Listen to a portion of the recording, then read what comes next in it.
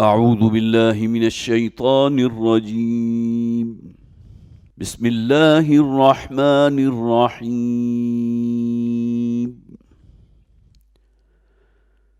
وقالت اليهود ليست النصارى على شيء وقالت النصارى ليست اليهود على شيء وهم يتلون الكتاب. كذلك قال الذين لا يعلمون مثل قولهم فالله يحكم بينهم يوم القيامة فيما كانوا فيه يختلفون. ومن أظلم ممن منع مساجد الله أن يذكر فيها اسمه وسعى في خرابها أولئك ما كان لهم أن يدخلوها إلا خائفين. لهم في الدنيا خزي ولهم في الآخرة عذاب عظيم. ولله المشرق والمغرب فأينما تولوا فثم وجه الله إن الله واسع عليم. وقالوا اتخذ الله ولدا سبحانه بل له ما في السماوات والأرض كل له قانتون. بديع السماوات والأرض وإذا قضى أمرا فإنما يقول له كن فيكون. وقال الذين لا يعلمون لولا يكلمنا الله أو تأتينا آية كذلك قال الذين من قبلهم مثل قولهم تشابهت قلوبهم قد بينا الآيات لقوم يوقنون. إنا أرسلناك بالحق بشيرا ونذيرا ولا تسأل عن أصحاب الجحيم. ولن ترضى عنك اليهود ولا النصارى حتى تتبع ملتهم قل إن هدى الله هو الهدى ولئن اتبعت أهواءهم بعد الذي جاءك من العلم ما لك من الله من ولي ولا نصير. الذين آتيناهم الكتاب يتلونه حق تلاوته أولئك يؤمنون به ومن يكفر به فأولئك هم الخاسرون. صدق الله العظيم. رب اشرح لي صدري ويسر لي أمري واحلل عقدة من لساني يفقه قولي. اللهم ألهمنا رشدنا واعذنا من شرور أنفسنا آمين या रब्बल आलमीन। हज़रात गुज़श्ता हफ्ते जो रुकू 13वां रुकू हमने یہاں پڑھا تھا، اس پر غور و فکر کیا تھا، اس میں چند باتیں بڑی نمایاں تھیں۔ ایک تو یہ کہ یہودی نبی اکرم صلی اللہ علیہ وسلم سے جب بھی کوئی ملاقات کے لیے آتے تھے، کوئی سوال کرنے کے لیے آتے تھے اور حضور کی توجہ کو اپنی طرف مبذول کرانا چاہتے تھے تو وہ عموماً راعینا کے لفظ استعمال کرتے تھے۔ اصل لفظ ہے راعینا۔ راعینا کے معنی کیا ہے؟ آپ ذرا میری رعایت کیجئے، میں آپ سے کوئی بات کرنا چاہتا ہوں، میں آپ کی توجہ چاہتا ہوں، لیکن اسے تھوڑا سا کھینچ دیا کرتے تھے زبان میں کچھ لوچ پیدا کر کے، راعینا کے الفاظ، جس کے معنی ہے اے میرے چلواہے۔ تو گویا کہ اپنے دل کے اندر جو ایک خبث ان کے موجود تھا، خبث باطن تھا، اس کا اظہار وہ اس طرح کرتے تھے اور اپنے جی میں بڑے خوش ہوا کرتے تھے۔ یہودیوں کو دیکھا دیکھی منافقین میں سے بھی بہت سے لوگ ایسے تھے جنہوں نے اسی وتیرے کو اپنا لیا۔ لہذا قرآن حکیم نے پھر وہ آیت نازل فرما دی گئی کہ جس میں مسلمانوں کو منع کیا کہ آئندہ سے آپ راعنا نہ کہا کریں، حضور کو اپنی طرف متوجہ کرنے کے لیے انظرنا کے الفاظ استعمال کیا کریں۔ تو وہ آیت مبارکہ ہم نے پڑھی اور اس کی پوری ہسٹری میں نے آپ کے سامنے رکھی تھی۔ پھر دوسری بات جو ہم نے پڑھی تھی کہ مسلمانوں کو منع کیا گیا، ام تريدون ان تسألوا رسولکم کما سئل موسیٰ من قبل، اے مسلمانوں کیا تم بھی وہی چاہتے ہو جو وتیرہ بنی اسرائیل کا تھا حضرت موسیٰ علیہ السلام کے ساتھ، کہ سوال در سوال کر کر کے معاملے کو الجھا دینا؟ جیسا کہ میں نے عرض کیا تھا کہ سوال خالصتاً سمجھنے کے لیے بھی ہوتا ہے، معاملے کو سلجھانے کے لیے بھی ہوتا ہے اور الجھانے کے لیے بھی ہوتا ہے۔ تو مسلمانوں کو منع کر دیا گیا کہ یہ دین کے معاملے میں اس سوال پر سوال کرنا جو ہے یہ روش اللہ کو پسند نہیں ہے۔ اور اس کے بعد پھر ذکر یہ تھا کہ اہل کتاب تو یہ چاہتے ہیں، وَدَّ كَثِيرٌ مِّنْ أَهْلِ الْكِتَابِ لَوْ يَرُدُّوكُمْ بَعْدَ إِيمَانِكُمْ كُفَّارًا، اہل کتاب میں سے اکثریت ان لوگوں کی ہے جو اے مسلمانوں تمہارے بارے میں یہ چاہتے ہیں تمہیں تمہارے آبائی دین کی طرف لوٹا دیں۔ حَسَدًا مِّنْ عِنْدِ أَنفُسِهِمْ، یہ اصل میں حسد ہے، حاسدانہ جذبات ہیں جو ان کے اندر موجود ہیں۔ پھر حکم دیا گیا تھا مسلمانوں کو وَأَقِيمُوا الصَّلَاةَ وَآتُوا الزَّكَاةَ وَمَا تُقَدِّمُوا لِأَنفُسِكُم مِّن خَيْرٍ تَجِدُوهُ عِندَ اللَّهِ، اور دیکھو نماز پر پوری طرح کار بند رہو، اقامت صلاۃ۔ پچھلی مرتبہ میں نے عرض کیا تھا مراد کیا ہے، صرف نماز پڑھنا نہیں ہے، بلکہ نماز کو اس کے وقت پر باجماعت مسجد میں ادا کرنا یہ اقامت صلاۃ ہے۔ ایک نماز کا ظاہر بھی ہے جس میں آپ قبلہ رو کھڑے ہوئے ہیں، آپ کے کپڑے پاک ہیں، جو جگہ آپ نے نماز کے لیے منتخب کی ہے وہ پاک ہے، اور پھر جو ہے آپ نے کہہ کے تکبیر تحریمہ ہاتھ باندھ لیے، پھر رکوع میں گئے ہیں، پھر سجدہ کیا ہے۔ ایک نماز کا باطن بھی ہے جس میں تواضع ہے، انکساری ہے، خشیت ہے اللہ کی۔ والذین هم فی صلاتہم خاشعون، سورہ مومنون کے جو شروع میں کہا گیا، وہ لوگ جو اپنی نمازوں میں خشوع اختیار کرتے ہیں۔ وَأَقِیمُوا الصَّلَاةَ وَآتُوا الزَّکَاةَ وَمَا تُقَدِّمُوا لِأَنفُسِکُم مِّن خَیْرٍ تَجِدُوهُ عِندَ اللَّهِ، اور دیکھو جو بھی تم نیک عمل کرو گے، نیکی کا عمل کرماؤ گے، تو اس اجر کو اللہ کے ہاں محفوظ پاؤ گے۔ یہ آیت اگرچہ ہم نے پچھلی مرتبہ پڑھ لی تھی، لیکن دو روایات جو میں نے خاص طور پر نوٹ کی تھی، دونوں ہی مسلم شریف کی روایات ہیں۔ ایک روایت کے راوی ہیں حضرت حکیم ابن حزام رضی اللہ تعالیٰ عنہ، اور دوسری روایت وہ ہے جس کے راوی حضرت عروہ ہیں، عروہ بن زبیر۔ حضرت حکیم ابن حزام کہتے ہیں رضی اللہ تعالیٰ عنہ کہ انہوں نے حضور سے سوال کیا تھا کہ اے نبی صلی اللہ علیہ وسلم، ہم نے جاہلیت میں، دور جاہلیت میں جو نیک اعمال کیے تھے، کیا اس کا اجر بھی اللہ کے ہاں ہمارے لیے محفوظ ہوگا؟ تو حضور نے فرمایا تھا یقیناً محفوظ ہوگا۔ گویا کہ دور جاہلیت میں کیے گئے بد اعمال، فسق و فجور، بغاوت اور سرکشی، وہ تو اللہ تعالیٰ معاف فرما دے گا۔ اسلام قبول کرو گے، کلمہ شہادت اپنی زبان سے ادا کرو گے، اللہ تعالیٰ پچھلے تمام گناہوں کو معاف فرما دے گا۔ اور اس پر مزید جو فرمایا گیا کہ جو نیکیاں تم نے کمائی ہوں گی اس دور میں، تو اللہ تعالیٰ کے ہاں اس کا اجر بھی تم محفوظ پاؤ گے۔ اسی طرح حضرت عروہ ابن زبیر رضی اللہ تعالیٰ عنہ، ان سے روایت ایک موجود ہے مسلم شریف میں کہ انہوں نے حضور کی خدمت میں حاضر ہو کر عرض کیا کہ حضور میں نے دور جاہلیت میں کئی غلاموں کو بھی آزاد کیا، صدقات اور خیرات کرتا رہا، اسی طرح جو حاجی آتے تھے ان کے قیام و طعام کا بندوبست کرنا، ان کی خدمت کرنا، یہ بھی میرا شعار رہا، یہ دور جاہلیت کی بات ہے، ابھی تک اسلام قبول نہیں کیا تھا. تو پھر سوال کیا کہ کیا میرے ان کاموں کا اجر بھی مجھے دیا جائے گا اللہ کے ہاں؟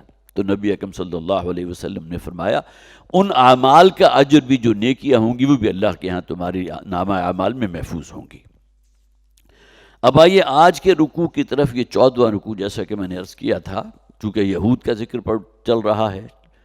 5ویں رکوع سے لے کر 14ویں رکوع اور پھر 15ویں رکوع کی ابتدائی 2 آیات، گویا کہ 10 رکوع سے زائد کا یہ پورا جو ہے سپین ہے جو یہود کے خلاف فرد قرارداد جرم عائد کی گئی ہے سورہ بقرہ کے اندر. فرمایا وقالت الیہود لیست النصارى علی شیء. یہودی یہ کہتے ہیں کہ نصارہ، مراد کون ہے؟ عیسائی. نصارہ کی کوئی جڑ بنیاد نہیں ہے، وہ کسی شے پر نہیں ہے. اس لیے کہ یہ دونوں جو اگرچہ جنہیں اہل کتاب کہا جاتا ہے، یہود اور نصارہ، حضرت عیسیٰ علیہ السلام بھی اللہ کے نبی اور رسول تھے نا، بلکہ رسالت جو ہے ان کی زیادہ اعلیٰ ہے. رسول الی بنی اسرائیل، حضرت عیسیٰ علیہ السلام کا ذکر قرآن کرتا ہے کہ وہ رسول تھے بنی اسرائیل کی طرف. اللہ تعالیٰ نے انہیں مقام رسالت پر فائز فرمایا تھا. اور نصارہ جو ہیں اسی بنیاد کے اوپر کہتے تھے کہ یہود کی کوئی جڑ اور بنیاد نہیں ہے، اس لیے کہ جو شریعت ان کے پاس تھی اس پر عمل کرنے کو تیار نہیں تھے.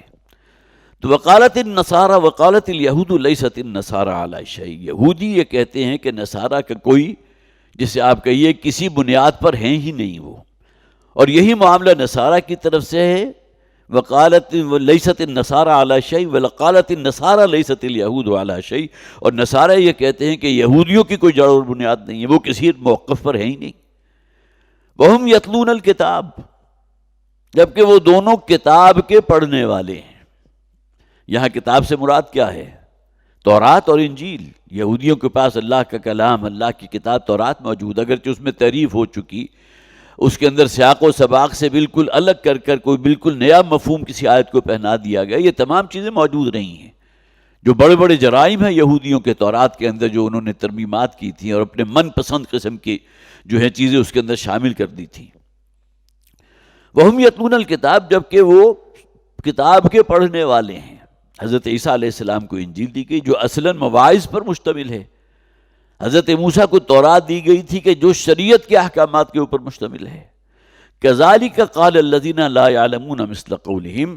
اسی نوع کی بات کہی تھی ان لوگوں نے کہ جو لا علم تھے، جنہیں علم نہیں تھا، جو جاہل تھے، انہی جیسا قول انہوں نے کہا. مثل قولہم فاللہ یحکم بینہم یوم القیامت فیما کانوا فیہ یختلفون.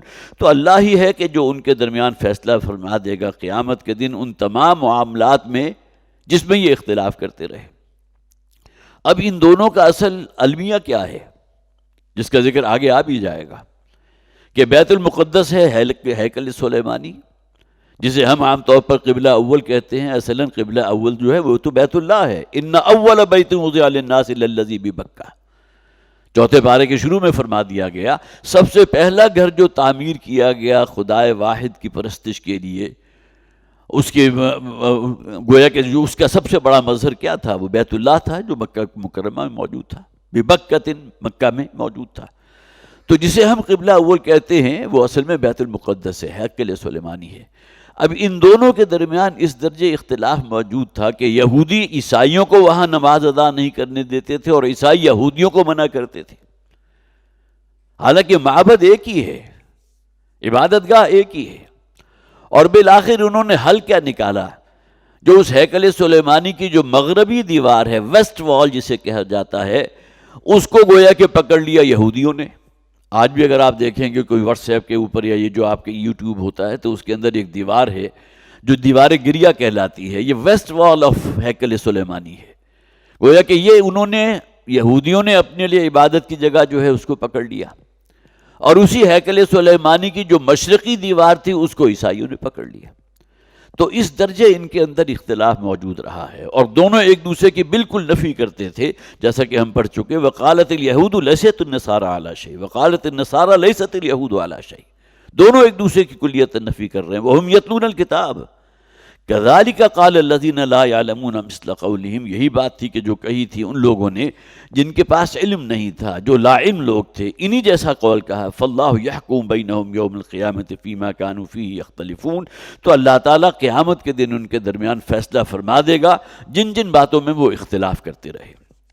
وہ ہوگا اصل میں فیصلے کا دن، یوم التغابن تو وہ ہے کہ جس دن معلوم ہو جائے گا حق پر کون ہے اور باطل پر کون۔ وَمَنْ أَظْلَمُ مِمَّنْ مَنَعَ مَسَاجِدَ اللَّهِ، اور اس شخص سے بڑھ کر ظالم کون ہوگا؟ وہ شخص کہ جو اللہ کی مسجدوں سے منع کرے، ان یذکر فی اسمہ وسعی فی خرابها، کہ اللہ کا نام لیا جائے ان مساجد کے اندر، ان عبادت گاہوں کے اندر، اور پھر یہ کہ اس کو اجڑانے کے اندر وہ تگ و دو کرتے رہیں، سعی و جہد کریں اسے ویران کرنے کے لیے۔ خرابها کسی شے کو ویران کر دینا، اجاڑ دینا، تو اس شخص سے بڑھ کر ظالم کون ہوگا؟ اور یہ معاملہ تھا کہ نبی اکرم صلی اللہ علیہ وسلم جبکہ نماز فرض ہو چکی تھی اور آپ جو ہے مکہ میں قیام پذیر تھے، تو کھلے بندوں آپ نماز ادا نہیں کر سکتے تھے بیت اللہ میں۔ وہ واقعہ آپ نے سنا ہوگا ایک موقع پر جبکہ حضور جو ہے نماز ادا کر رہے تھے اور حالت سجدہ میں تھے، تو ابو جہل نے اشارہ کیا تھا کسی ایک بدبخت کو، اور وہ گیا اور جا کر اونچ کی نجاست سے بڑی ہوئی جو ہے اوجڑی لا کر حضور کے کندھوں پر، شانوں پر رکھ دی۔ لیکن یہ کہ حضرت عمر رضی اللہ تعالیٰ عنہ جب ایمان لے آئے تو اب ان کا ایک دبدبہ اور ایک وجاہت تھی پورے مکہ معاشرہ کے اندر، کہ اس کے بعد پھر کھلے بندوں مسلمانوں نے بھی صحن کعبہ کے اندر نماز ادا کرنی شروع کر دی تھی۔ تو اس دور میں بھی یہ بات ہو رہی تھی جو مکی دور تھا، کہ اس شخص سے بڑھ کر ظالم کون ہوگا؟ یہ بیت اللہ کیا ہے؟ اللہ کی عبادت کے لیے یہ گویا کہ سمبل ہے بہت بڑا، اور وہاں تو منع کرتے ہیں لوگوں کو نماز ادا کرنے سے، عبادت ادا کرنے سے۔ وَمَنْ أَظْلَمُ مِمَّنْ مَنَعَ مَسَاجِدَ اللَّهِ أَنْ يُذْكَرَ فِيهَا اسْمُهُ وَسَعَىٰ فِي خَرَابِهَا أُولَٰئِكَ مَا كَانَ لَهُمْ أَنْ يَدْخُلُوهَا إِلَّا خَائِفِينَ، یہ وہ لوگ ہیں کہ جو اس لائق نہیں ہے کہ اس میں داخل ہوتے مگر اللہ کا خوف ان کے دلوں میں موجود ہوتا ہے۔ اور ان کا طرز عمل کیا ہے کہ یہ مسلمانوں کو وہ اس درجے نچنت ہو چکے ہیں، یہ مشرکین مکہ کی طرف اشارہ ہے، اور یہی معاملہ جیسا کہ میں نے عرض کیا پاسٹ میں ہو چکا تھا کہ بیت المقدس کے اندر نماز ادا کرنے کی، عبادت کرنے کی اجازت نہ یہودی کسی عیسائی کو دیتے تھے، نہ عیسائی یہودیوں کو دیتے تھے، اور اسی بنیاد کے اندر ان پر جو ہے ان کے اندر جو ہے خون ریزی بھی ہوا کرتی تھی، ایک دوسرے کے خلاف جو ہے بڑی چڑھائیاں کیا کرتے تھے۔ اور بالآخر جیسا کہ میں نے عرض کیا ایک دیوار کو جو ہے یہودیوں نے، مغربی دیوار ویسٹ وال کو اپنا قبلہ بنا لیا، اور اسی ہیکل کی جو مشرقی دیوار تھی اس کو عیسائیوں نے اپنا قبلہ بنا لیا۔ تو یہ لوگ تو اس لائق نہیں تھے کہ اس میں داخل ہوتے، الا خائفین، مگر یہ کہ ان کے اندر ڈر اور خوف ہونا چاہیے تھا اللہ کا۔ بیت اللہ جو اللہ تعالیٰ نے تعمیر کرائے حضرت ابراہیم علیہ السلام کے ہاتھوں، جس کی دیواریں اٹھوائی تھی، جس کا ذکر جو ہے اگلی ہی رکوع کے اندر ہم پڑھ لیں گے، وَإِذْ يَرْفَعُ إِبْرَاهِيمُ الْقَوَاعِدَ مِنَ الْبَيْتِ وَإِسْمَاعِيلُ، اور یاد کرو اس وقت کو جب کہ ابراہیم اور اسماعیل دونوں مل کر بیت اللہ کی دیواروں کو بلند کر رہے، تعمیر نو ہو رہی ہے بیت اللہ کی، بنیادیں موجود تھی۔ حضرت آدم علیہ السلام جو ہے آخر ان کے لیے بھی تو ایک گھر تھا نا، اول بیت وضع للناس، جو لوگوں کے لیے سب سے پہلا گھر تعمیر کیا وہ حضرت آدم، اور ان کی نسل بھی تو اس دور میں موجود تھی نا، یہ گھر موجود تھا، اور اس کی بنیادوں کی نشاندہی اللہ تعالیٰ نے وحی کے ذریعے حضرت ابراہیم علیہ السلام کو بتا دیا تھا، اور حضرت ابراہیم نے پھر ان بنیادوں کے اوپر دیواریں تعمیر کی ہیں۔ لہم فی الدنیا خزی ولہم فی الآخرۃ عذاب عظیم، یہ وہ لوگ ہیں کہ جن کے لیے اس دنیا میں بھی بہت ہی ذلت اور رسوائی کا معاملہ ہے، ذلیل و خوار ہوں گے، اور آخرت میں بہت بڑا عذاب جو ہے ان کا منتظر ہوگا، آخرت میں بہت بڑے عذاب میں ڈالے جائیں گے۔ دیکھیں یہاں جو ذکر آیا ممن منع مساجد اللہ، سورہ حج وہ بھی مکی صورت ہے، وہاں ذکر کیا گیا سورہ حج آیت نمبر 24 میں، ان الذین کفروا ویصدون عن سبیل اللہ والمسجد الحرام، یقیناً وہ لوگ جنہوں نے خود بھی کفر کیا اور لوگوں کو اللہ کے رستے سے روکنے والے ہیں، یہ مشرکین مکہ۔ اس سورہ حج جو ہے وہ مکی صورت ہے، اور اس دور کا نقشہ قرآن کھینچ رہا ہے۔ وہ لوگ جنہوں نے خود کفر کیا اور لوگوں کو بھی روکتے رہے، اگرچہ بہت قلیل تعداد میں وہ لوگ ہوں گے جو نبی اکرم صلی اللہ علیہ وسلم پر ایمان لے آئے تھے، لیکن اکثریت جو ہے، حضور نے جب ہجرت فرمائی ہے تو آپ پر ایمان لانے والوں کی تعداد 200، 250، 300 سے زائد نہیں تھی، حالانکہ چند ہزار نفوس ہوں گے اس وقت بھی کہ جو مکہ میں موجود تھے، مکہ میں آباد تھے، وہاں کے رہائشی تھے. تو ان الذین کفروا ویصدون عن سبیل اللہ والمسجد الحرام، اور روکتے ہیں لوگوں کو مسجد حرام سے. ومن اظلم ممن منع مساجد اللہ وللہ المشرق والمغرب، اور اللہ ہی کے لیے ہے مشرق اور مغرب. فَإِنَّمَا تُوَلُّوا فَثَمَّ وَجْهُ اللَّهِ، تو جس طرف کا بھی تم رخ کرو گے، جس طرف بھی منہ پھیرو گے، تو وہی رخ ہے اللہ کا. اصل میں یہاں سے تمہید باندھی جا رہی ہے تحویل قبلہ کی. نبی اکرم صلی اللہ علیہ وسلم جب تک مکہ میں رہے ہیں تو آپ اہتمام فرماتے تھے نماز ادا کرتے ہوئے کہ بیت اللہ کا جو جنوبی گوشہ ہے وہاں کھڑے ہو کر نماز ادا کرتے تھے. آپ اس کو جو ہے اپنے ذہن میں بھی نقشہ قائم کر سکتے ہیں کہ جو شخص بھی بیت اللہ کے جنوب میں کھڑا ہوگا تو فوراً بیت اللہ بھی اس کے سامنے موجود ہے، اور اسی سیدھ میں آگے بیت المقدس بھی آ رہا ہے. اسے استقبال قبلتین کہتے ہیں. گویا کہ بیک وقت دونوں قبلوں کا آپ استقبال کر رہے ہیں. فوراً سامنے جو ہے موجود ہے بیت اللہ، اور اس کے آگے اسی سیدھ میں بیت المقدس بھی. لیکن حضور جب ہجرت فرما کر مدینہ تشریف لے آئے تو تقریباً 16-17 مہینے ایسے گزرے ہیں کہ اللہ کی طرف سے کوئی حکم نازل نہیں ہوا. نبی اور رسول تو پابند ہے اللہ کے حکم کا. اللہ کی طرف سے حکم نازل ہوتا تو حضور اپنے چہرے کو بیت اللہ کی طرف کرتے. اگرچہ نبی اکرم صلی اللہ علیہ وسلم کو بیت اللہ کے ساتھ جتنی محبت تھی کہ ہجرت کے سفر میں جب آپ غار ثور، جو کویا کہ الٹی طرف مخالف سمت میں تھا مدینہ کے، وہاں سے جب آئے ہیں اور مدینہ کا رخ کیا ہے تو ایک ایسا مقام بھی آیا کہ جہاں اگر آپ ذرا دائیں طرف مڑتے تو بیت اللہ تھا، اور سیدھے آگے سفر جاری رکھتے تو مدینہ المنورہ تھا. تو وہاں کھڑے ہو کر حضور نے جو ہے گویا کہ مناجات بھی کی ہیں، دعا بھی کی ہے، اور بیت اللہ کو مخاطب کر کے حضور نے فرمایا تھا اے بیت اللہ مجھے تجھ سے بڑی محبت ہے، لیکن اللہ کا حکم ہے، ہجرت کا حکم آ گیا، مجھے جوڑنا ہے، اہل مکہ کو بھی چھوڑنا ہے، اسی طرح بیت اللہ کو بھی چھوڑنا ہے. لیکن یہ کہ حضور کی جو محبت کا عالم تھا، وہاں کھڑے ہو کر آپ نے بیت اللہ کو مخاطب ہو کر یہ الفاظ کہے تھے.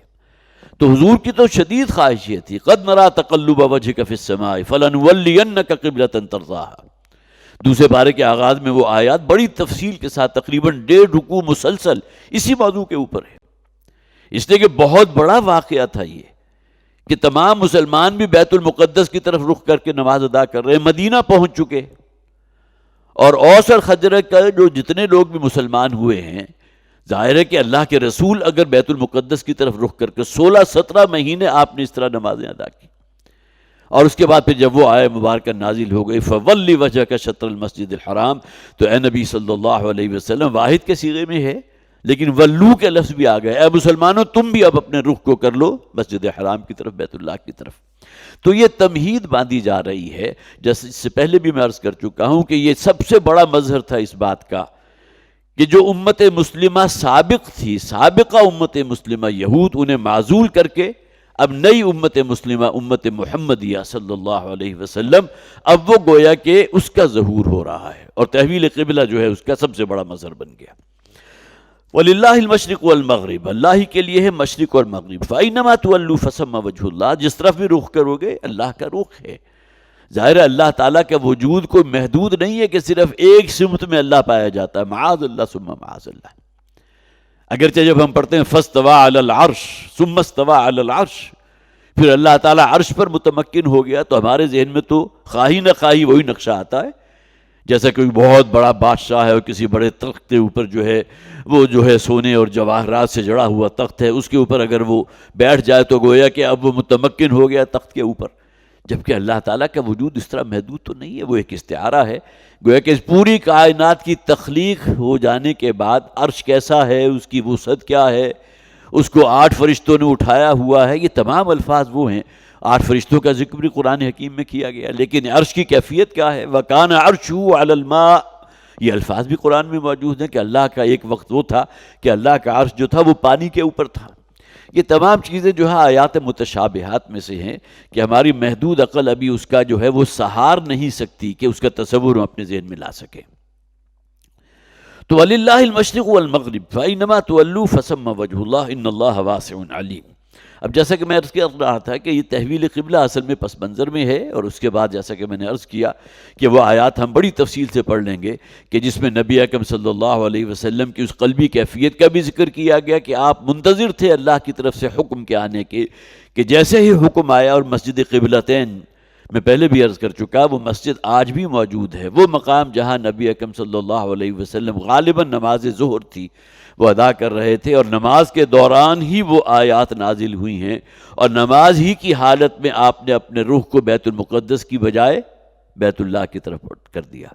آج بھی اگر آپ مسجد کو دیکھیں گے تو اس میں دو محرابیں ہیں، ایک محراب جو ہے مشرقی دیوار کی طرف ہے، ایک مغربی دیوار کی طرف ہے، اور دونوں محرابیں گویا کہ اس بات کو سمبلائز کر رہی ہیں کہ یہ وہ مقام ہے جہاں حضور نے نماز کی حالت میں اپنے رخ کو تبدیل کیا تھا۔ اچھا، اس سے بعض چیزیں اور بھی جو ہے مفسرین نے لکھی ہیں۔ ترمذی شریف کی روایت ہے، حضرت ربیعہ رضی اللہ تعالی عنہ وہ اس کے راوی ہیں کہ ایک سفر میں آپ کے ساتھ تھے نبی اکرم صلی اللہ علیہ وسلم، بھی اس سفر میں ان کے صحابہ کے ساتھ تھے، ہم سب نے نماز عشاء ادا کی اپنی طرف سے اندازہ کر کے۔ اب ظاہر ہے کہ اندھیرا ہے، سورج ڈوب رہا ہو یا سورج جو ہے کچھ ڈوبنے کے قریب ہو تو کوئی اندازہ ہو جاتا کہ ہماری سمت ہے کیا، اور رات کا اندھیرا ہے، ایک سفر بھی ہے، اور سفر میں جو ہے نبی اکرم صلی اللہ علیہ وسلم کی معیت میں جو ہے بہت سے صحابہ بھی ہیں، تو نماز عشاء جو ہے وہ ادا کی ایک سمت کا اندازہ کر کے۔ اب صبح جب سورج طلوع ہوا تو معلوم ہوا کہ ہم نے بالکل غلط سمت میں نماز ادا کی۔ ظاہر ہے سورج کے طلوع ہونے کے بعد پتہ چل گیا نا کہ ہماری صحیح کریکشن ہے کیا، قبلہ کس طرف ہے۔ تو صحابہ کرام کے دل میں ایک دغدغہ پیدا ہوا کہ جو ہم نے رات نماز عشاء ادا کی تھی تو آیا اسے لوٹانا چاہیے نہیں لوٹانا چاہیے؟ تو نبی اکرم صلی اللہ علیہ وسلم نے ارشاد فرمایا کہ اس کو لوٹانے کی ضرورت نہیں ہے، اور یہی وجہ ہے کہ دوسری روایت جو ترمذی شریف کی ہے اس میں بھی، جس کے راوی حضرت عمر ہیں رضی اللہ تعالی عنہ، وہ فرماتے ہیں کہ ایک موقع پر جبکہ وہ حضور کے ساتھ تھے، حضور اپنی اونٹنی پر سوار تھے اور رات کا اندھیرا چھا چکا تھا، کچھ معلوم نہیں تھا کہ غروب آفتاب کس طرف ہوا ہے اور پھر یہ کہ قبلہ کس طرف ہے، اور حضور نماز ادا کر رہے تھے، اور ظاہر سیاق و سباق سے یہی بات معلوم ہوگی یہ کوئی فرض نماز ادا نہیں تھی کر رہے تھے، فرض ہوتی تو جماعت کے ساتھ ادا کرتے، یہ کوئی نوافل حضور ادا کر رہے ہوں گے۔ تو آپ کی جس اونٹنی پر سوار تھی کبھی وہ اپنا رخ مشرق کی طرف کر لیتی تھی اور کبھی مغرب کی طرف کر لیتی تھی، اور حضور نے اپنی اس نماز کو نہیں لوٹایا۔ اس سے گویا کہ جو مسئلہ سامنے آیا وہ یہ کہ اگر آپ سواری پر سوار ہوں اور آپ نماز ادا کر رہے ہوں تو قبلے کا تعین اتنا ضروری نہیں ہے، خاص طور پر ہوائی جہاز کا سفر ہے تو عموماً یہی فتویٰ دیا جاتا ہے کہ جہاں آپ بیٹھے ہوئے ہیں بس تصور کر کے آپ نماز کی نیت کر لیجئے، وہی رخ جیسا کہ فرمایا گیا فَسَمَّ وَجْهُ اللَّهِ۔ انسان کی نیت جو ہے وہ صحیح ہونی چاہیے کہ میں نے اپنے آپ کو قبلہ رو تصور کر لے، اور اس کے بعد اگر وہ سواری اپنے رخ کو تبدیل کرتی ہے تو اس سے فرق نہیں پڑتا، نماز کو لوٹایا نہیں جائے گا، جیسا کہ دو حدیثیں میں نے آپ کو سنائی۔ وَقَالُوا اتَّخَذَ اللَّهُ وَلَدًا، اب یہاں خاص طور پر ذکر ہو رہا ہے نصارہ کا، اہل کتاب یہود بھی شامل ہیں، نصارہ بھی شامل ہیں اس میں، اور یہ وہ لوگ ہیں جنہوں نے یہ بھی کہا کہ اللہ کی اولاد ہے، اللہ کا بیٹا ہے۔ ترجمہ کیا ہوگا؟ اور یہ کہتے ہیں کہ اللہ نے ایک بیٹا بنا لیا، اتخذ اللہ ولدا، اگرچہ عیسائی تو حضرت عیسیٰ علیہ السلام کو اللہ کا صلبی بیٹا قرار دیتے ہیں، اسی طرح حضرت عزیر کو یہودیوں کا ایک سیکٹ ایسا تھا، ایک فرقہ ایسا تھا جو حضرت عزیر کو اللہ کا بیٹا سمجھتا تھا، وہ بھی صلبی بیٹا سمجھتا تھا۔ سورہ مریم جو ہم پڑھیں گے اس میں تو اس معاملے میں اللہ تعالیٰ کا غیظ و غضب جس طرح بھڑکا ہے، وَقَالُوا اتَّخَذَ الرَّحْمَنُ وَلَدًا لَقَدْ جِئْتُمْ شَيْئًا إِدًّا تَكَادُ السَّمَاوَاتُ يَتَفَطَّرْنَ مِنْهُ وَتَنشَقُّ الْأَرْضُ وَتَخِرُّ الْجِبَالُ هَدًّا أَن دَعَوْا لِلرَّحْمَنِ وَلَدًا۔ یہ لوگ کہتے ہیں کہ رحمان کی اولاد ہے، رحمان کے بیٹا ہے، یا رحمان نے کسی کو اپنا بیٹا بنا لیا ہے۔ یہ بہت بڑی جسارت ہے جو یہ لوگ کر رہے ہیں، آسمان پھٹ جانے کو ہے، زمین شق ہو جانے کو ہے، اور پہاڑ ریزہ ریزہ ہو جانے کو ہیں، اتنی بڑی جسارت کہ رحمان کے لیے، اللہ کے لیے کسی کو بیٹا قرار دے دیا۔ تو وَقَالُوا اتَّخَذَ اللَّهُ وَلَدًا، سبحانہ، اللہ پاک ہے ان تمام جو بھی نظریات تمہارے ہیں، جو بھی فاسد عقائد ہیں، جو باطل نظریات ہیں، بل لَهُ مَا فِی السَّمَاوَاتِ وَالْأَرْضِ، اس کے لیے ہے زمین و آسمان کی ہر شے، خالق اور مالک وہی ذات ہے، اسی کے اختیار میں ہے، راج بادشاہی، حکومت، اختیار، مقتدر اعلیٰ اس کائنات کا وہ ہے. کل لہ قانتون، اور ہر شے اس کی فرما برداری اختیار کیے ہوئے ہے. قنوت کسے کہتے ہیں؟ جبکہ کوئی غلام اپنے آقا کے سامنے ہاتھ باندھ کر کھڑا ہو. اس طرح نماز کے حالت میں جو ہے ہم قیام کرتے ہیں اس میں بھی قنوت ہے، جس میں ہم گویا کہ قبلہ رو کھڑے ہوئے ہیں، جس طرح غلام کھڑا ہوتا ہے اپنے رب کے حضور. اور اس میں نبی اکرم صلی اللہ علیہ وسلم نے یہ بھی فرمایا جب تم سجدہ کرو تو یوں گمان کیا کرو کہ میں نے اپنی پیشانی اپنے رب کے قدموں میں رکھ دی ہے. تو یہاں فرمایا گیا کل لہ قانتون، یہ پوری کائنات اس کے کنٹرول میں ہے، اس کی فرما برداری میں ہے، اس کی اطاعت میں ہے. یہ بڑے بڑے کرے جو اپنے مدار میں حرکت کر رہے ہیں تو اللہ کے حکم سے حرکت کر رہے ہیں. بدیع السماوات والارض، وہ ہے جو آسمانوں اور زمین کا پیدا کرنے والا ہے. آسمان کے لیے ہمیشہ جمع کا صیغہ آیا اور زمین جو ہے واحد میں آئی ہے. اگرچہ غالباً سورہ طلاق کے آخر میں ہے کہ اللہ تعالیٰ نے اس ساتوں آسمان بھی پیدا کرے اور اسی طرح زمینیں بھی پیدا کری. وَمِنَ الْمِثْلُهُنَّ کے الفاظ آئے ہیں.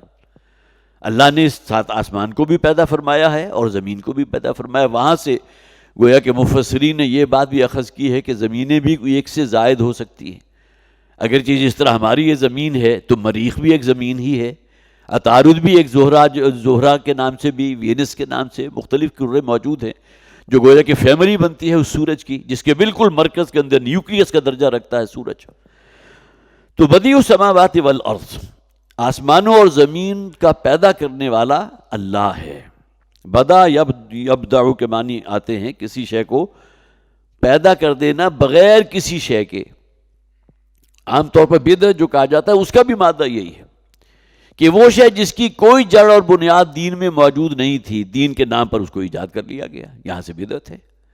کل بدعت ضلالہ وکل ضلالۃ فی النار، حضور نے فرمایا ہر نوع کا وہ کام کہ جو دین میں شامل کر لیا گیا جو اصلاً دین کا حصہ نہیں تھا. من احدث فی امرنا ما لیس فیہ فہو رد، اللہ کی جانب سے اسے رد کر دیا جائے گا جس نے بھی ہمارے دین میں کوئی نئی شے ایجاد کی ہے. لیکن یہ کہ بہرحال یہ مادہ آتا ہے کسی شے کو پیدا کرنا. ایک ہوتا ہے تخلیق کہ لکڑی ہے اس سے آپ نے میز بنا لی، کہ مٹی گارا ہے اس سے کسی عمارت کی آپ نے تخلیق کر لی. لیکن ایک ہے ابداع، کریشن ایکس نہیلو، کسی میٹیریل کے بغیر کوئی شے وجود میں لے آنا، کسی شے کو پیدا کر دینا. یہ ہے بدیع السماوات والارض. یہ نہیں ہے کہ کہیں بہت بڑی کوانٹٹی کے اندر جو ہے کوئی مادہ موجود تھا جسے جمع کر اللہ تعالیٰ نے بڑے بڑے کرے، یہ سورج اور یہ زمین اور یہ مریخ اور یہ پلوٹو اور عطارد یہ تمام بنا دیا. ایسا نہیں ہے. اس لیے کہ آگے آ بھی جائے گا کہ جب اللہ تعالیٰ کسی شے کا ارادہ فرما لیتے ہیں فَإِنَّمَا يَقُولُ لَهُ كُن فَيَكُونُ، تو اللہ تعالیٰ محض کہتے ہیں کن ہو جا، فیکون، اور وہ شے ہو جاتی ہے. تو بدیع السماوات والارض وہی ہے کہ جو زمین و آسمان کا پیدا کرنے والا ہے بغیر کسی میٹیریل کے. یہ کریشن ایکس نہیلو ہے. اللہ تعالیٰ کے اذن کن کے نتیجے میں جو ہے کائنات وجود میں آ گئی. یہ الگ بات ہے کہ قرآن حکیم اس بات کا بھی ذکر کرتا ہے اللہ تعالیٰ نے اس کائنات کو 6 مختلف مرحلوں میں پیدا کیا. فی 6 ایام، یوم کی جمع ایام ہے جس کا ترجمہ عام طور پر یہی کیا جاتا ہے. 6 دنوں میں اللہ تعالیٰ نے اس کائنات کو زمین اور آسمان بنائے. لیکن یہ تمام چیزیں جیسا کہ میں نے عرض کیا ان باتوں میں سے ہیں جس کے بارے میں ہم ابھی پوری طرح علم حاصل نہیں کرتے کہ وہ 6 ایام کون سے تھے اور ایک ایک دن کتنا طویل تھا. اور پہلے 2 دنوں میں اگرچہ قرآن میں اس کی بھی کسی درجے میں وضاحت ہے کہ پہلے 2 دنوں میں اللہ تعالیٰ نے کیا بنایا، پھر 4 دنوں کے اندر کن چیزوں کی تخلیق ہوئی ہے اور کل مل کر جو ہے یہ 6 دن ہو گئے. لیکن بہرحال یہاں اسی واحد چیز کو استعمال کیا گیا جو قرآن حکیم میں بہت جگہ استعمال ہوا. خلق السماوات والارض فی 6 ایام، ان آسمانوں اور زمین کو اللہ تعالیٰ نے 6 دنوں میں پیدا فرمایا. وَإِذَا قَضَىٰ أَمْرًا فَإِنَّمَا يَقُولُ لَهُ كُن فَيَكُونُ، اور جو وہ کسی کام کا فیصلہ کر دیتا ہے. قضا یقضی، فیصلہ کر دینا، ارادہ کرنا. جب وہ کسی شے کا فیصلہ کر دیتا ہے، ارادہ کر دیتا ہے، فَإِنَّمَا يَقُولُ لَهُ كُن فَيَكُونُ، تو صرف یہ ہے کہ وہ کہتا ہے کن ہو جا، پس وہ ہو جاتی ہے. وَقَالَ الَّذِينَ لَا يَعْلَمُونَ لَوْلَا يُكَلِّمُنَا اللَّهُ أَوْ تَأْتِينَا آیَةٌ، اور کہتے ہیں وہ لوگ، یا کہا ان لوگوں نے کہ جن کے پاس علم نہیں ہے، جیسا کہ میں نے عرض بھی کیا تھا، ناواقف لوگ، لا علم لوگ کیا کہتے ہیں؟ لولا یکلمنا اللہ، کیوں نہیں ایسا ہوتا کہ اللہ تعالی ہم سے بھی کلام کرتا؟ حضرت موسیٰ علیہ السلام سے اللہ نے کلام کیا تھا نا. تو یہ مشرکین مکہ جو تھے ان کے بہت سے مطالبے جو ہیں قرآن حکیم میں اس کا ذکر کیا گیا. سورہ بنی اسرائیل کی آیت نمبر 90 سے 94 تک یہ 5 آیات ہیں جن میں ان کی طرف سے 8 مطالبے جو انہوں نے کیے تھے اس کا ذکر موجود ہے. یہاں ذکر ہو رہا ہے کہ کیوں نہیں ایسا ہوا کہ اللہ خود ہم سے کلام کر لیتا، اسے کیا ضرورت تھی کسی کو نبی یا رسول بنا کر بھیجنے کی، جیسا کہ حضرت موسیٰ علیہ السلام سے اللہ نے کلام کیا تھا. او تاتینا آیا، یا یہ کہ وہ اللہ ہمیں کوئی بہت بڑی نشانی اور کوئی ایسی، جیسا کہ حضرت موسیٰ کو عصا دیا گیا تھا جو اژدہے کی شکل میں تبدیل ہو جاتا تھا، حضرت عیسیٰ علیہ السلام کو وہ حسی معجزات میں جو سب سے ٹاپ پر ہیں، حضرت عیسیٰ علیہ السلام کو اللہ تعالیٰ نے وہ معجزات عطا فرمائے. تو اے نبی صلی اللہ علیہ وسلم، گویا کہ مشرکین مکہ کی طرف سے جو مطالبات کیے گئے، سورہ بنی اسرائیل وہ سورت بھی چونکہ مکی ہے اور ان میں ان مطالبات کا ذکر موجود ہے، میں چاہتا ہوں کہ وہ آیات میں آپ کو پڑھ کر سنا دوں. وَقَالُوا لَن نُؤْمِنَ لَكَ حَتَّى تَفْجُرَ لَنَا مِنَ الْأَرْضِ يَنبُوعًا. یہ مشرکین کہتے یہ ہیں کہ اے نبی صلی اللہ علیہ وسلم، مکی صورت ہے، حضور سے مخاطب ہو کر کہتے تھے کہ ہم تو آپ پر ایمان نہیں لائیں گے جب تک کہ آپ اس مکہ کی جو سنگلاخ اور پتھریلی زمین ہے اس میں ہمارے لیے ایک چشمہ برآمد نہ کر دیں. زمزم تو موجود تھا نا، زمزم کا جو بھی سورس ہوگا، مکہ کے رہنے والوں کی تعداد کتنی تھی، تو کہیں اور کوئی چشمہ جو ہے وہ پانی کا نکل آئے، اگر آپ ہمیں یہ کام کر کے دکھا دے تو ہم آپ پر ایمان لے آئیں گے. اور آگے فرمایا یہ پہلا معجزہ یہ تھا، او تکون لک جنۃ من نخیل وعنب، یا یہ کہ آپ کے لیے اسی مکہ کی سرزمین جو ہے پتھریلی سنگلاخ زمین، اس میں جو ہے اللہ تعالیٰ ایک، اللہ کا نام تو میں لے رہا ہوں، آپ یہ کام ہمیں کر کے دکھا دیں کہ یہ کھجوروں اور انگوروں کی بیلوں سے بھرا ہوا باغ جو ہے آپ کے لیے پیدا ہو جائے. فتفجر الانہار خلالہا تفجیرا، اور صرف یہی نہیں بلکہ اس باغ کی سیرابی کے لیے چشمے بھی اس میں پھوٹ بہیں، گویا کہ نیچرل اریگیشن کا انتظام بھی آپ فرما دیں. او تسقط السماء کما زعمت علینا کسفا، یا یہ کہ جو آپ بار بار ہمیں کہتے ہیں کہ آسمان سے جو ہے عذاب نازل ہوگا، آسمان کا کوئی ٹکڑا تم پر گرا دیا جائے گا، تو ٹھیک ہے اس عذاب کو ویلکم کرنے کو تیار ہیں، آسمان کا کوئی ٹکڑا ہمارے اوپر گرا دیجئے. یہ بھی ان کی طرف سے مطالبہ تھا. مطالبہ نمبر 4، پہلے 3 ہم پڑھ چکے.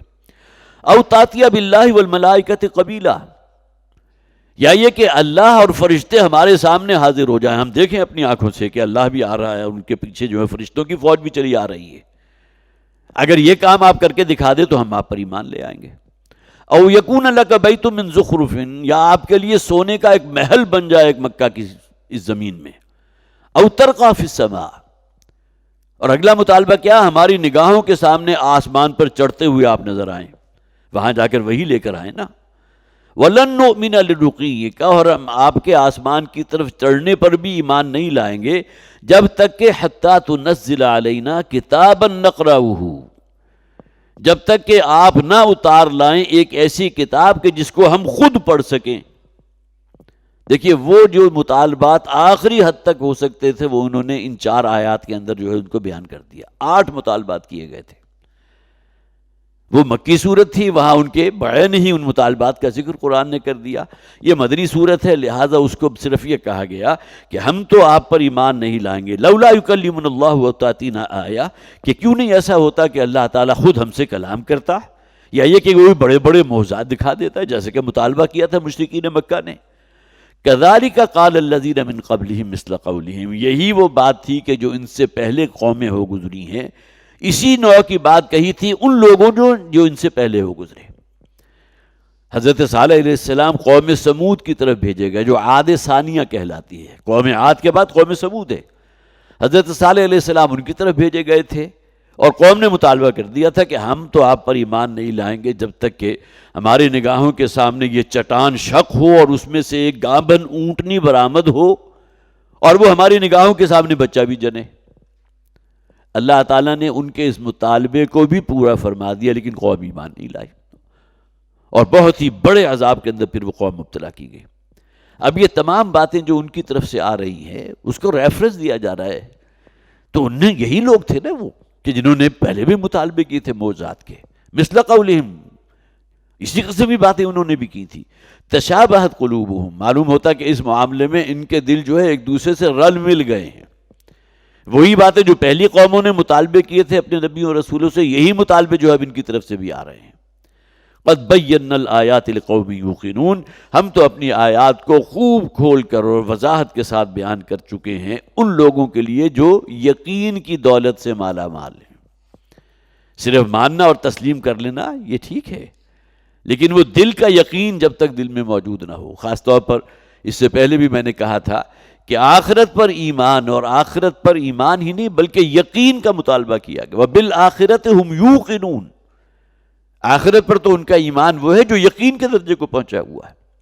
اور جب تک یہ ایمان انسان میں یقین کے درجے پر نہیں ہوگا، انسان کی انفرادی زندگی، اس کی سیرت و کردار، اس کے قول و عمل کے اندر کوئی انقلاب برپا نہیں ہو سکتا.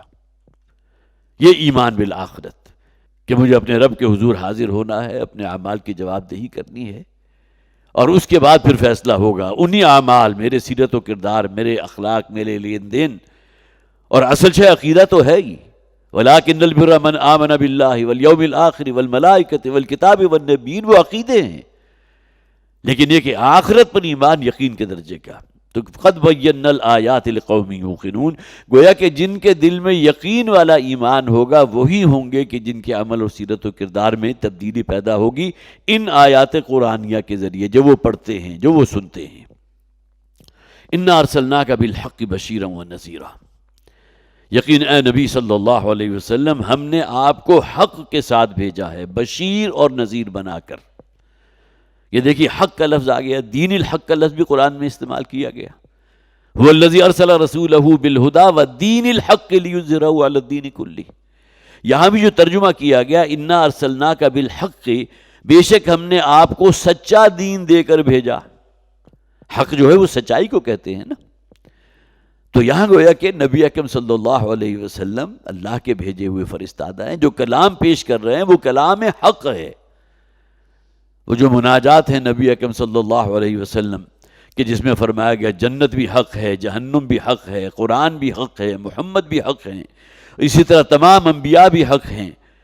یہ تمام چیزیں سب سے بڑی حقیقتیں، اگرچہ حقائق وہ ہیں خاص طور پر جنت اور جہنم، فرشتے، اللہ اور یہ تمام چیزیں جو ہمارے حواس خمسہ کے اس کے پہنچ میں نہیں ہے. اسی وجہ سے عام طور پر جو کہا جاتا ہے کہ اصل تو ایمان بالغیب ہے، یؤمنون بالغیب.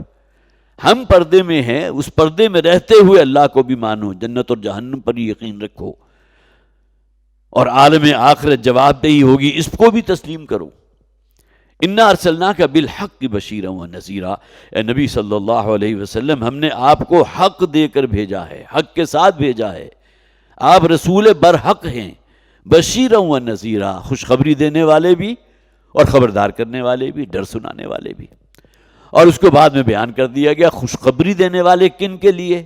جو اللہ کی فرما برداری اختیار کرنے والے ہیں، اپنی زندگیوں کو ایمان اور شریعت کے سانچے میں ڈھالنے والے ہیں، دل میں اللہ کا خوف اور تقوی موجود ہے. ان کے لیے حضور مبشر ہیں، یہ قرآن مبشر ہیں. قرآن بھی تو خوشخبری دے رہا ہے نا. اور اس میں خاص طور پر وہ آیات جہاں خوشخبریوں کی نوید سنائی جا رہی ہو تو انسان کے دل سے یہ صدا اٹھنی چاہیے، اللہم ربنا اجعلنا منہم، اے پروردگار ہمیں ان لوگوں میں شامل فرما دے.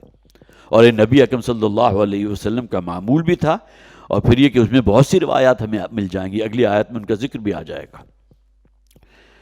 تو انا ارسلناک بالحق بشیرا ونذیرا ولا تسأل عن اصحاب الجحیم.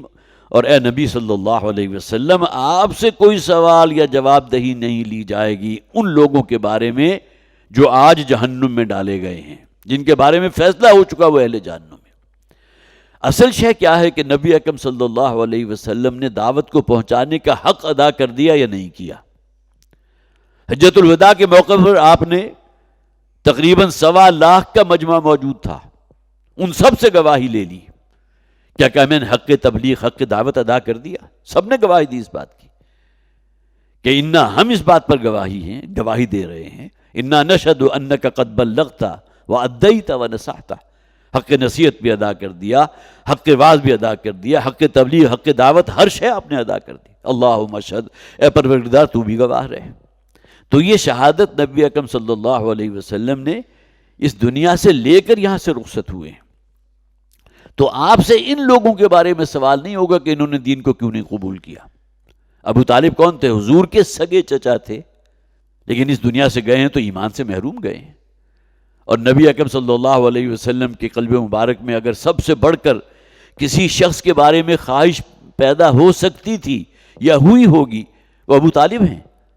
یہی وجہ کہ وہ روایات موجود ہیں کہ جب ان کے اوپر جو ہے بالکل سکرات موت جو ہے وہ معلوم ہوتا تھا، بستر مرگ پر پڑے ہوئے ہیں، اس موقع پر بھی حضور گئے ہیں اور جا کر ابو طالب سے کہا کہ آپ میرے کان میں بھی اگر کلمہ شہادت ادا کر دیں گے تو اللہ کے ہاں جا کر میں گواہی دے دوں گا کہ مرنے سے قبل انہوں نے اسلام قبول کر لیا تھا۔ تو لیکن یہ کہ بہرحال ان لوگوں کے بارے میں اے نبی صلی اللہ علیہ وسلم آپ جواب دہ نہیں ہیں۔ وَلَا تُسْأَلُ عَنْ أَصْحَابِ الْجَحِيمِ۔ اب وہ مکہ کے رہنے والے ہوں، یہاں یہودی علماء خاص طور پر جو خوب جانتے تھے کہ محمد صلی اللہ علیہ وسلم وہی رسول ہیں جن کی خوشخبری ہماری تورات میں موجود ہے، اس کے باوجود ایمان نہیں لائے۔ تو آپ کا اس کے اندر کوئی دوش نہیں ہے، آپ کے اوپر کوئی الزام نہیں ہے، کوئی ملامت آپ کے لیے نہیں، آپ سے کوئی سوال نہیں کیا جائے گا ان اصحاب الجحیم کے بارے میں، جہنم میں جانے والوں کے بارے میں۔ جحیم اصل میں کہتے ہیں گڑھے کو، وہ گڑھا کہ جو بہت گہرا بھی ہو اور اس میں آگ بھڑک رہی ہو۔ اصحاب الجحیم جہنم کا گڑھا کہ جو آگ سے بھرا ہوا ہے۔ وَلَن تَرْضَىٰ عَنْكَ الْيَهُودُ وَلَا النَّصَارَىٰ حَتَّىٰ تَتَّبِعَ مِلَّتَهُمْ۔ اور اے نبی صلی اللہ علیہ وسلم، یہ یہود و نصارہ ان میں سے کوئی بھی آپ سے راضی نہیں ہوگا جب تک کہ آپ ان کے دین کی پیروی نہ کر لیں۔ یہودی یہ کہتے تھے کہ موسیٰ تھے اللہ کے رسول، تورات موجود ہے، اگرچہ تورات میں بہت تحریف کر چکے، لیکن آج آپ ان کے سامنے جھک جائیں، ان کی بات مان لیں۔ اگرچہ حضرت موسیٰ علیہ السلام کیوں کہیں ایسا تو نہیں ہوا کہ ان کی رسالت سے انکار کیا گیا ہو۔ مسلمان کون ہے جو حضرت موسیٰ کو مانتا ہے، حضرت عیسیٰ کو مانتا ہے، ان تمام انبیاء اور رسول کو مانتا ہے، اور آخری رسول محمد رسول اللہ صلی اللہ علیہ وسلم کو وہی ایمان رکھتا ہے، جو سب کو مانتا ہے سوائے حضور کے۔ حضرت عیسیٰ کو بھی مانتے ہیں، عیسائی حضرت موسیٰ کو بھی مانتے تھے۔ حضرت موسیٰ کی جو قوم تھی یہودی، انہوں نے حضرت عیسیٰ علیہ السلام کا انکار کیا تھا، اپنے تئیں سولی پر چڑھا کر دم لیا۔